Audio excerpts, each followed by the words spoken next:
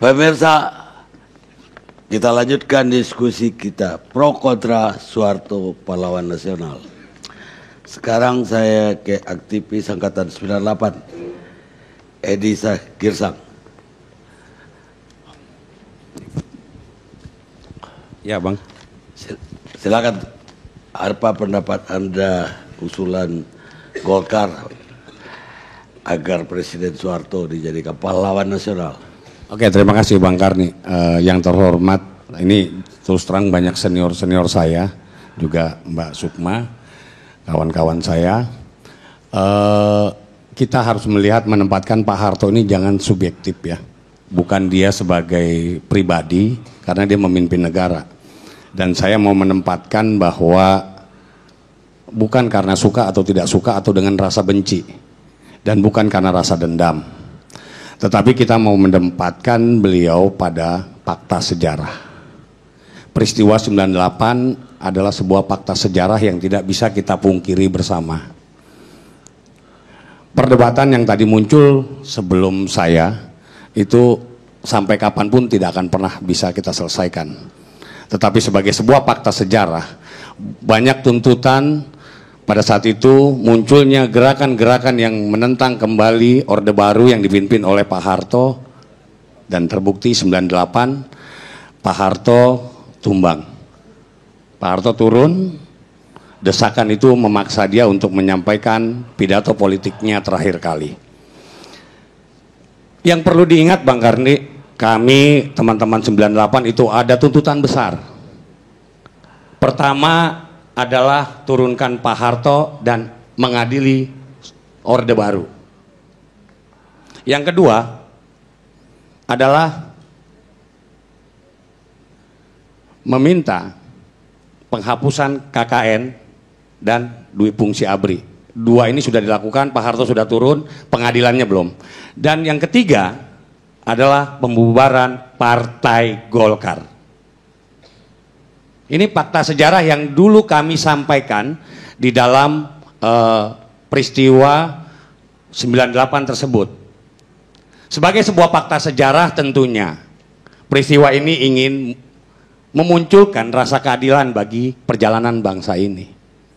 Kalau tadi ditanya misalnya apakah layak atau tidak layak, ya wajar bagi Golkar atau orang-orang yang ini mengusulkan Pak Harto menjadi pahlawan. Bagi saya adalah bagian dari fakta sejarah itu. Jadi tidak mungkin jawaban saya mendukung. Nah, fakta sejarah ini seharusnya, apalagi di sini ada Profesor Pak Mahfud MD dan Bung Rapli gitu ya, Bung Rapli Harun. Kita berharap bahwa fakta sejarah ini bisa menjadi cerminan, contoh pembelajaran buat mungkin adik-adik saya. Saya berharap para senior-senior saya yang lebih memahami konstruksi berbangsa bernegara, lebih memahami, apalagi ada Bang AM Patwa gitu ya, dia punya sejarah yang panjang juga dengan Orde Baru, bisa membawa rasa kebangsaan kita makin tinggi. Bukan justru saling caci maki atau menarik-narik pro dan kontra ini terus menerus. Nah, maka sekali lagi saya berharap terutama para pakar hukum yang ada di sini bisa tempatkanlah fakta sejarah untuk mengukir rasa keadilan bagi bangsa ini. Jadi sangat aneh gitu ya, sebuah fakta sejarah hari ini dipaksakan agar di anomali dengan menempatkan beliau menjadi pahlawan nasional.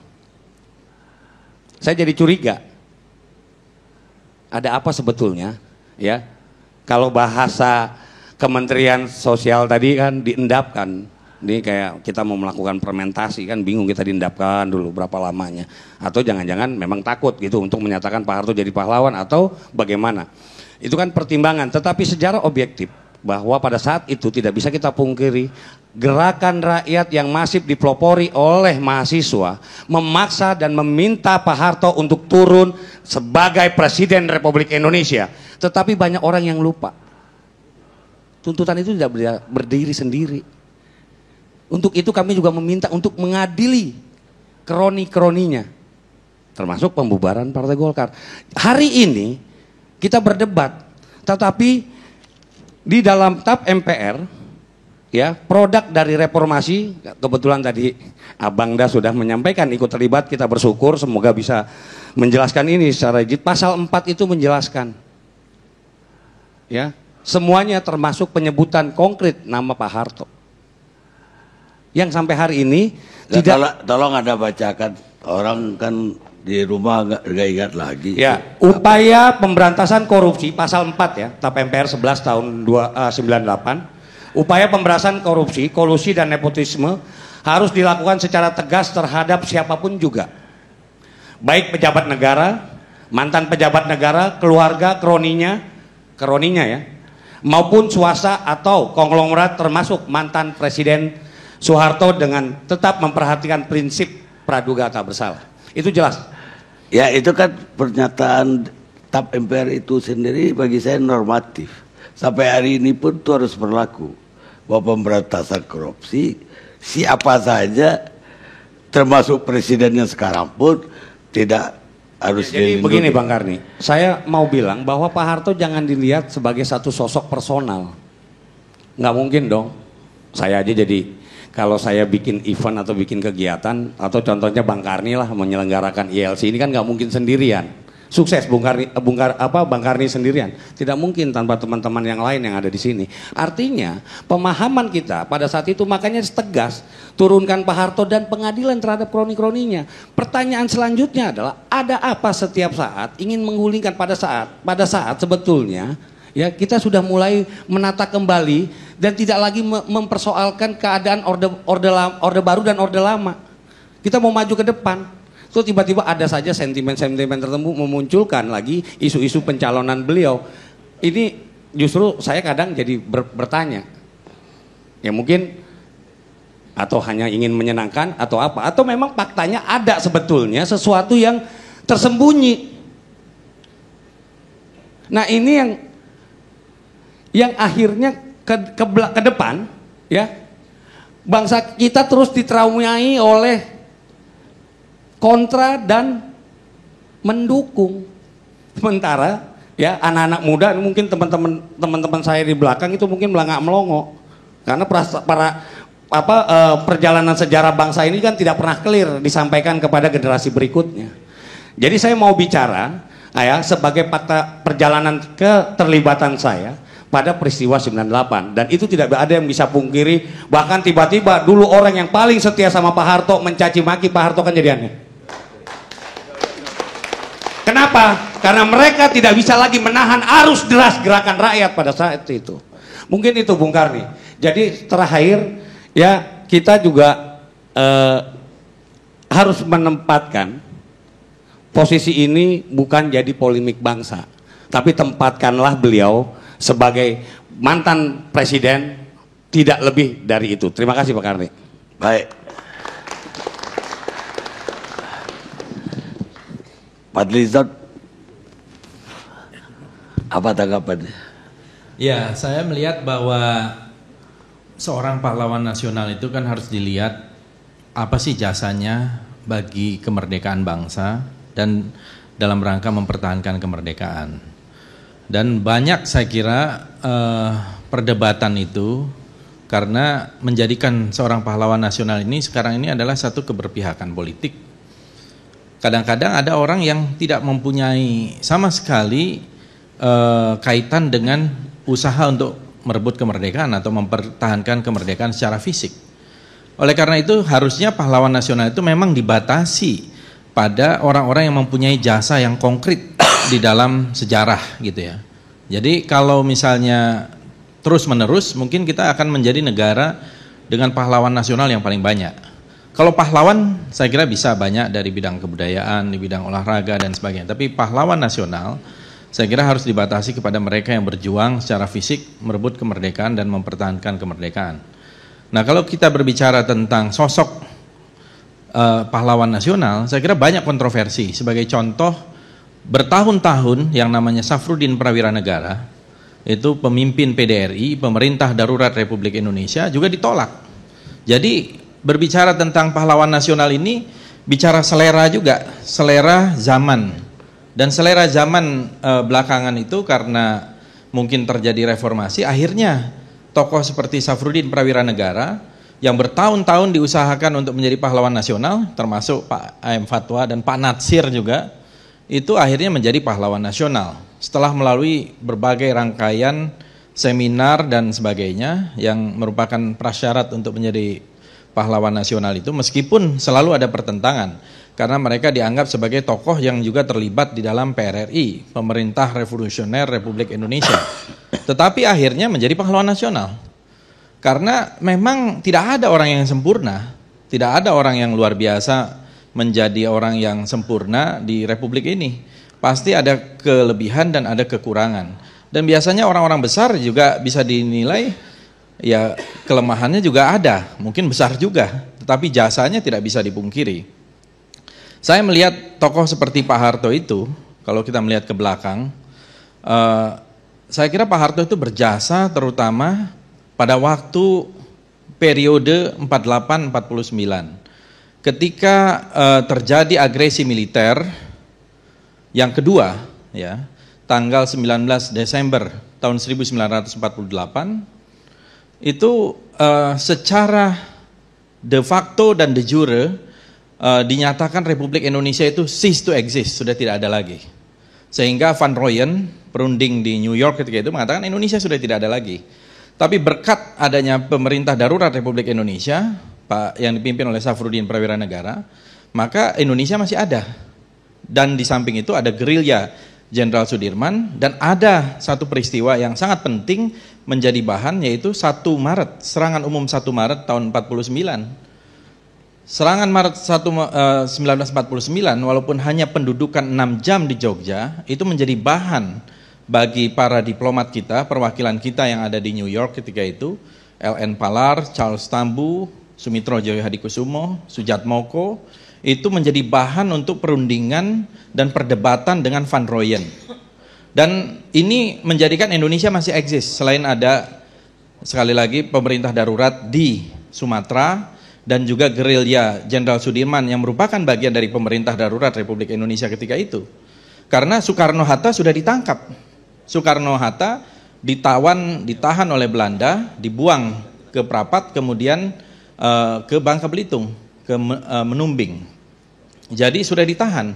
Nah, sehingga kalau kita lihat itu jasa yang konkret yang menurut saya, yaitu serangan umum 1 Maret yang memberi sinyal kepada dunia ketika itu bahwa Indonesia masih ada. Perjuangan diplomatik ini tidak mungkin ada kalau tidak ada perjuangan fisik. Dan perjuangan fisik itu salah satunya adalah karena serangan umum 1 Maret. Dan Pak Harto ini adalah anak buah kesayangan dari Jenderal Sudirman. Anak buah kesayangan dari Jenderal Sudirman. Jadi setelah perundingan Rumroyen pada bulan Mei tahun 49, itu terbelah di Republik ini ada 2 trase.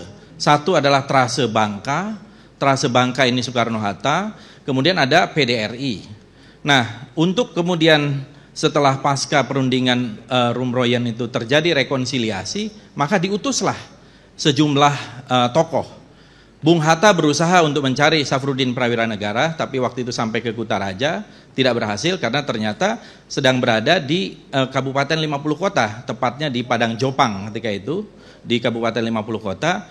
Disitulah ada Safrudin Prawiranegara dan kabinet PDRI, sehingga akhirnya diutus Muhammad Natsir, Dr. Halim, dan Pak Leimena. Ya, dan ada seorang wartawan Mimbar Indonesia waktu itu adalah Agus Yaman yang dikirim ke sana untuk membujuk kembali PDRI kembali ke Jogja untuk rekonsiliasi. Karena mereka tidak mempercayai kepemimpinan Soekarno-Hatta. Mereka adalah orang tawanan dan ini sudah diserahkan mandat kepada PDRI.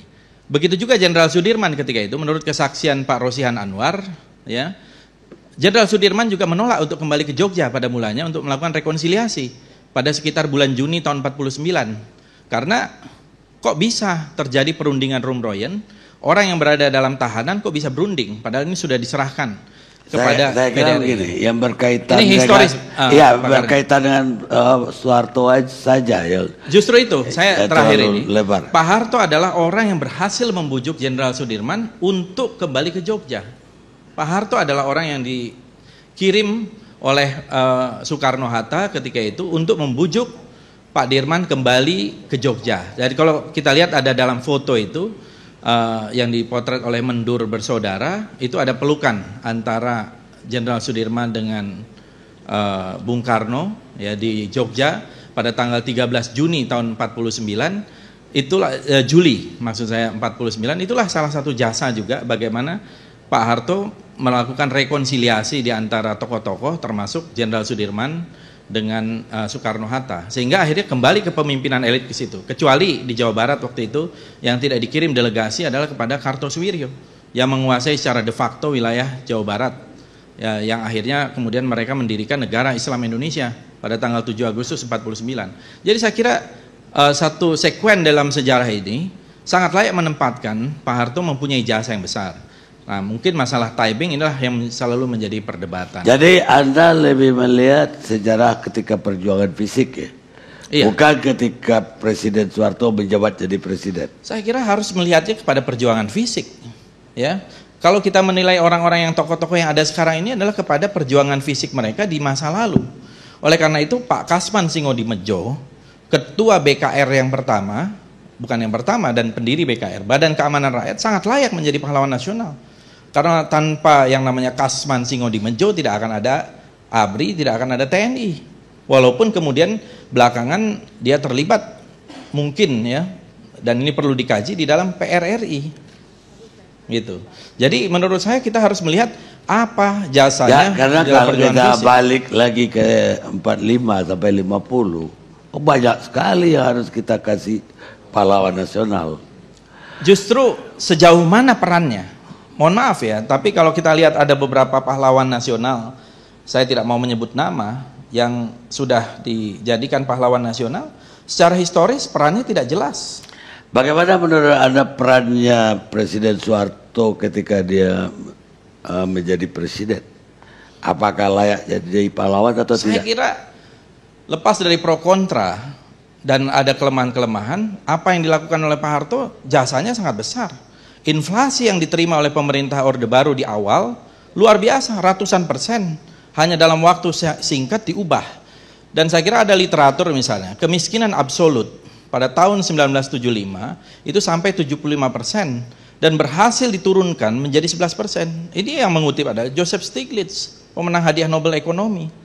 Jadi jelas pernah mencapai swasembada pangan dan sebagainya. Lepas adanya korupsi, sekarang juga ada korupsi kok, ada kolusi kok. Ada nepotisme kok, sama saja, bahkan lebih besar.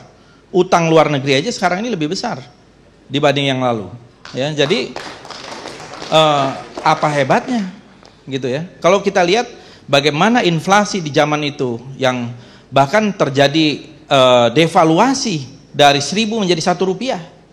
Saya kira pemerintah Orde Baru menghadapi pertumbuhan minus di awalnya, kemudian bisa menghasilkan pertumbuhan cepat dalam rangka 1-2 tahun menjadi 12% pada awal itu. Tapi bagaimana Anda menanggapi ada, ya katakanlah ada korban-korban 1965 ketika beliau baru menjadi presiden? Kalau itu kan saya kira perdebatan lain yang bisa panjang ya Pak. Ya, enggak, maksud saya banyak artinya setelah itu ada kejadian-kejadian yang lain lagi. Kalau boleh saya lihat begini, Tritura itu 3 tuntutan rakyat. Itu terjadi sebelum terjadinya Super Semar. Itu pada bulan Januari. Mahasiswa yang turun, bukan siapa-siapa, bukan tentara, bukan negara, karena negara ketika itu tidak, mahasiswa dan rakyat, ya, tergabung dalam KAPI dan sebagainya, turun ke jalan 3 tuntutan rakyat. Pertama adalah pembubaran, ya urutannya kira-kira pembubaran PKI, kemudian juga ada penurunan harga pokok, ya, lalu retooling kabinet Dwi Korah atau pembubaran kabinet Dwi Korah. Jadi tuntutan-tuntutan itu jauh lebih hebat ketimbang di tahun 98 kalau kita lihat ke belakang, ya. Berbulan-bulan panjangnya luar biasa ketika itu, sehingga sampai lahir satu Super Semar pada tanggal 11 Maret 65, kemudian 12 Maret 1965 langsung ada keputusan, ya waktu itu oleh Pak Harto sebagai penerima mandat Super Semar membubarkan Partai Komunis Indonesia dalam rangka untuk melakukan revitalisasi terhadap keamanan dan ketertiban ketika itu yang sudah sangat konfrontatif.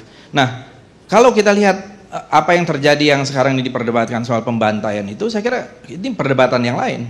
Tahun 48 PKI ini kan memang dari dulu sukanya memberontak. Kenapa? Karena itu ajarannya, revolusi, merebut kekuasaan. Merebut kekuasaan itu adalah rukun komunisme. Dan pada waktu 45, Partai Komunis Indonesia kan tidak ada di situ. Itu Soekarno-Hatta. Bahkan Soekarno waktu itu tahun 48 mengatakan, pilih Soekarno-Hatta atau pilih musuh PKI. Dan tegas waktu itu Bung Karno mengatakan itu tahun 48. Banyak yang dibantai ketika itu, terutama adalah ulama-ulama NU di Jawa Timur, kemudian juga termasuk bapaknya Hari Suhud, ayahnya Sri Bintang Pamungkas, Sri Edi Swasono, karena sebagai ketua pengadilan dan sebagainya. Jadi kalau kita lihat itu, tahun 65 tidak bisa dipisahkan dari tahun 48. Ya, ini menjadi satu masalah konflik horizontal yang tidak selesai ketika itu. Baik, tapi banyak orang juga mempersoalkan TAP MPR yang mengatakan kolusi itu harus diberantas sampai menyebut nama. Saya kira Pak Karni tadi sudah mengatakan sendiri, itu kan normatif. Kita sepakat korupsi, kolusi, nepotisme harus diberantas. Siapapun, termasuk apakah itu mantan Presiden Soeharto, kalau sudah diperiksa dengan azas praduga tak bersalah. Tetapi di dalam proses pengadilan ketika itu, kan tidak bisa dilanjutkan karena kesehatan dan lain-lain.